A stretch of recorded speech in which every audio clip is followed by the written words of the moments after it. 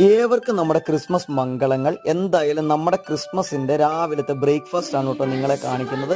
നല്ല അടിപൊളി ബീഫ് കറിയും കള്ളപ്പമായിരുന്നു. അപ്പോൾ ബീഫ് കറി ഉണ്ടാക്കുന്നതും കള്ളപ്പം ഉണ്ടാക്കുന്നതും ഒക്കെ നമ്മുടെ ചാനലിൽ കിടപ്പുണ്ട്, നിങ്ങൾ കാണാൻ മറക്കരുത്. അപ്പോൾ ഇന്നും രാവിലെ നമ്മൾ ബീഫ് കറിയും കള്ളപ്പമാണ് ഉണ്ടാക്കിയത്. ക്രിസ്മസ് എന്ന് പറയുമ്പോൾ ബീഫ് കറിയും കള്ളപ്പം ഒക്കെ ഒരു ഭയങ്കര ഒരു സംഭവമാണ്. പണ്ട് കാലത്തായിരുന്നു, ഇപ്പോൾ കള്ളപ്പത്തിൻ്റെയൊക്കെ സ്ഥാനമൊക്കെ പോയി, എങ്കിലും നമ്മൾ കള്ളപ്പമാണ് ഉണ്ടാക്കിയത്.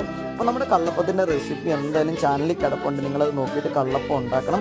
ഇനി ഒരു കാര്യം പറയട്ടെ, കള്ളപ്പം ഉണ്ടാക്കുമ്പോൾ ഒരിക്കലും പൊടി വറുക്കേണ്ട ആവശ്യമില്ല, പച്ച പൊടി ഉപയോഗിച്ചിട്ടാണ് ഉണ്ടാക്കുന്നത്. ചിലരൊക്കെ മാവ് അരച്ചും ഉണ്ടാക്കാറുണ്ട് കള്ളപ്പം. എന്തായാലും നമ്മൾ പൊടി ഉപയോഗിച്ച് നല്ല ഫ്രഷ് ആയിട്ടുള്ള പനങ്കള്ള് ഉപയോഗിച്ചിട്ടാണ് കള്ളപ്പം ഉണ്ടാക്കുന്നത്. അതിന് നല്ലൊരു ടേസ്റ്റാണ്. പിന്നെ വേണമെങ്കിൽ നിങ്ങൾക്ക് ഈസ്റ്റ് ഉപയോഗിച്ച് ഉണ്ടാക്കാം. പിന്നെ നമ്മൾ തേങ്ങയൊക്കെ അരയ്ക്കുന്നത് പ്രത്യേകിച്ച് നമ്മുടെ തേങ്ങ വെള്ളത്തിൽ തന്നെയാണ് അരയ്ക്കുന്നത്.